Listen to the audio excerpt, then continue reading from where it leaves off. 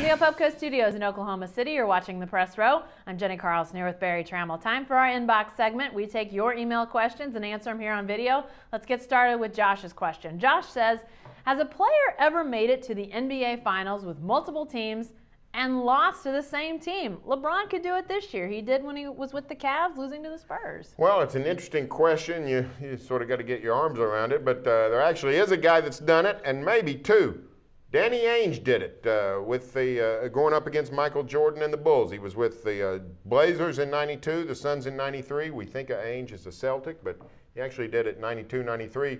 It's possible. I didn't look it up. Wilt might have done it. Wilt Chamberlain, '69, loses with the Lakers to the Celtics, and I think Wilt in San Francisco made the NBA Finals against the Celtics.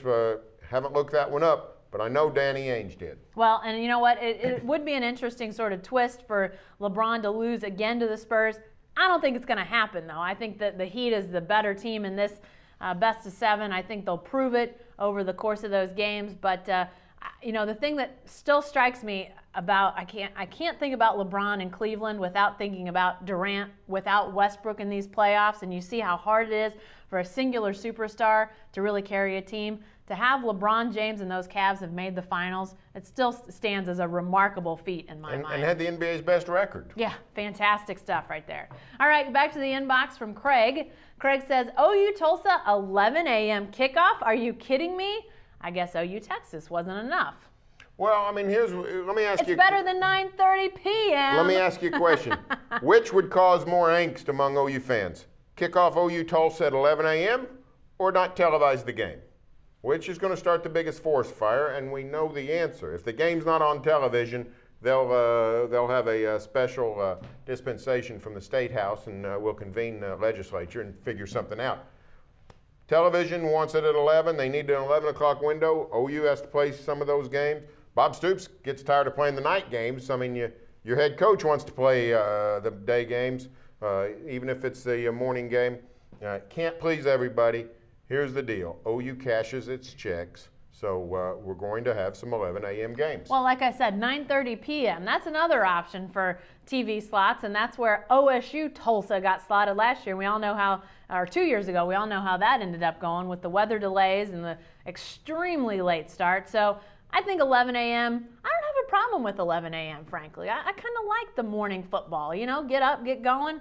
You have your rest of your day after the game's over. What's the hang up with 11 a.m., Barry? Well, I don't mind it, but a lot of people want the old 1:30, 2 o'clock. Well, you got to live with 11 a.m. sometime. All right, back to the inbox from Gary. Gary says, watching the Sooners win the national championship in softball brought home why I like sports. The passion and joy this team displayed was great to watch. Barry, you were there for that last game of the series. Well, here's the truth about this team. It's really true about the whole sport. I mean, the Women's World Series sort of captivates you. I mean, it's a charming sport. It's a lovely event. Even not just the champions play with joy and passion. It's the teams that go out in two games. It's the teams that get knocked out on day three. This is the joy and the passion and the spirit. Even when the score was 1-0, 2-1 back in the old days, before the ball got lively and the bats started taking over. This was a sport that you could really get your arms around and really fall in love with. And that's what we're seeing now. And then you get a super team like OU and people get fired up and it just captures even more. My goofy brother called me last night and said, you know what? I started watching some of that softball and he said, I love it. So if it can reel him in, it can reel in anybody. Yeah, and you know what? I think the fun thing about, well, there was a lot of fun things about that OU team, and we may never see the likes of a team like that play at OU ever again. I know Patty Gasso would like to replicate it, of course, but that was really a team for the ages, one of the best teams that college softball has ever seen.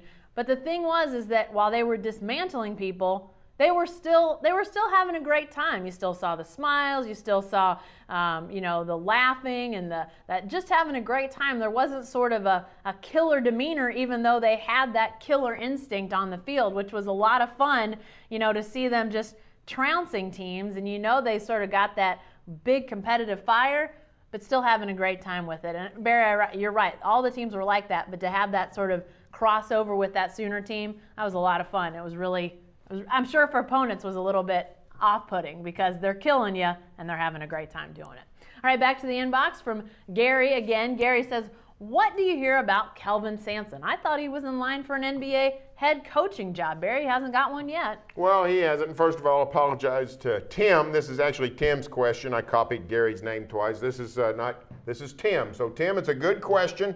What's happened to Kelvin Sampson? He was in line, but guess what? That's where he was. He was in line. He hasn't got to the head of the line yet, and he might not ever get there. There's only 30 of these jobs in the world, and they go to all kinds of different people. They go to established head coaches. They go to former players. They go to assistants on championship level teams. Maurice Cheeks might get one. The Spurs, Popovich sends guys out all the time to be head coaches. Sampson is none of those. He didn't play. He hasn't been a head coach, and his Rockets or his Bucks, the places he's been, have not won big. So he's going to have to wait. He might not ever get there, but I think he will, and his best bet might be there in Houston where he is. I don't know how long Kevin McHale is for the job, and I think Kelvin might get that job when McHale moves on. So we'll just have to wait and see on Kelvin Sampson. Yeah, I'm of the opinion, too, that Kelvin Sampson will one day be a head coach in the NBA. I thought that with the opportunities that seem to be opening up this year, that it would come this year. It hasn't, but that doesn't mean that he's not a viable candidate when it comes to these head coaching jobs. I think he's done a pretty good job by everything we've heard as an assistant in Houston, and clearly they're a rising team, so maybe they're not in that area yet where you say this is a team with great success, but maybe they get there in the next few years, so maybe his stock continues to rise that way. I wouldn't be surprised if in another 2 years he's not the head coach of an NBA team. And be sure to stay with the best coverage team anywhere at newsok.com and every day in the Oklahoman.